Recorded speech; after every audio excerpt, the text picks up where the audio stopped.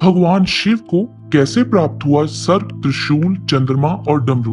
भगवान शिव का ध्यान करने मात्र से ही मन में जो एक छवि उभर आती है वो एक वैरागी पुरुष की है। इनके एक हाथ में त्रिशूल, दूसरे हाथ में डमरू, गले में सर्पमाला, सिर पर त्रिपुंड चंदन लगा हुआ है, माथे पर अर्ध चंदन और सिर पर जटा जूट जिससे गंगा की धारा बह रही है। थोड़ा ध्यान और गहरा करने पर इनके साथ इनका वाहन नंदी भी नजर आ जाता है। कहने का मतलब ये है कि शिव के साथ ये 7 चीजें जुड़ी हुई हैं। आप दुनिया में कहीं भी चले जाइए, आपको शिवालय में शिव के साथ ये 7 चीजें जरूर नजर आएंगी।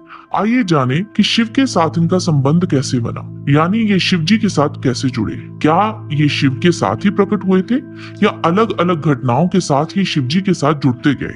भगवान शिव का डमरू। भगवान शिव जी को संहारकर्ता के रूप में वेदों और पुराणों में बताया गया है, जबकि शिव का नटराज रूप ठीक इससे विपरीत है। ये प्रसन्न होते हैं और नृत्य करते हैं। इस समय शिव के हाथों में एक वाद्य यंत्र होता है जिसे डमरू कहते हैं। इसका आकार रेत घड़ी जैसा है जो दिन, रात और समय के संतुलन का प्रतीक है। शिव भी इसी तरह के हैं। इनका एक स्वरूप वैरागी का है तो दूसरा भोगी का है, जो नृत्य करता है और परिवार के साथ जीता है। भगवान शिव के हाथों में डमरू आने की कहानी बड़ी ही रोचक है। सृष्टि के आरंभ में जब देवी सरस्वती प्रकट हुई, तब देवी ने अपनी वीणा के स्वर से सृष्टि में ध्वनि को जन्म दिया, लेकिन यह ध्वनि सुर और संगीत विहीन थी। उस समय भगवान शिव ने नृत्य करते हुए 14 बार डमरू बजाए और इस ध्वनि से व्याकरण और संगीत के छंद ताल का जन्म हुआ। कहते हैं कि डमरू ब्रह्म का स्वरूप है जो दूर से विस्तृत नजर आता है, लेकिन जैसे जैसे ब्रह्म के करीब पहुंचते हैं तो वह संकुचित हो दूसरे सिरे से मिल जाता है और फिर विशालता की ओर बढ़ता है। सृष्टि में संतुलन के लिए इसे ही भगवान शिव अपने साथ लेकर प्रकट हुए थे। भगवान शिव का त्रिशूल। भगवान शिव सर्वश्रेष्ठ सभी प्रकार के अस्त्र शस्त्रों के ज्ञाता है, लेकिन पौराणिक कथाओं में इनके 2 प्रमुख अस्त्रों का जिक्र आता है,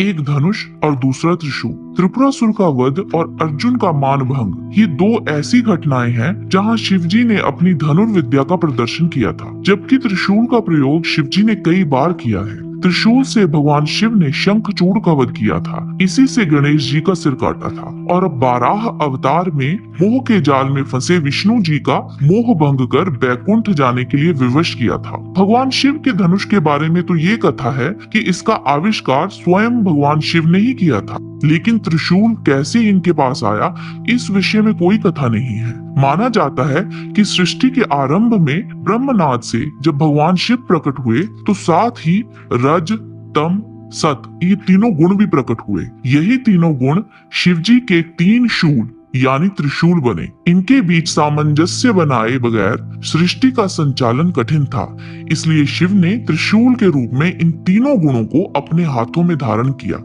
भगवान शिव के गले में विषधर नाग कहां से आया? भगवान शिव के साथ हमेशा नाग होता है और इस नाग का नाम है वासुकी। इस नाग के बारे में पुराणों में बताया गया है कि ये नागों के राजा हैं और नागलोक पर इनका शासन है।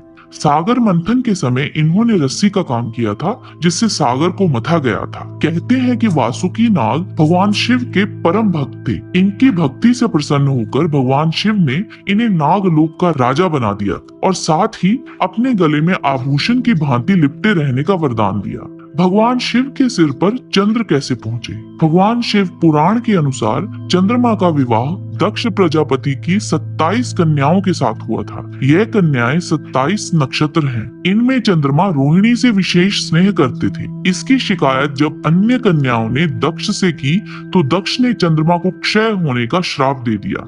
इस श्राप से बचने के लिए चंद्रमा ने भगवान शिव जी की तपस्या की। चंद्रमा की तपस्या से प्रसन्न होकर भगवान शिव ने चंद्रमा के प्राण बचाए और उन्हें अपने शीश पर स्थान दिया। यहाँ चंद्रमा ने तपस्या की थी, वह स्थान सोमनाथ कहलाता है। मान्यता है कि दक्ष के श्राप से ही चंद्रमा घटता और बढ़ता रहता है।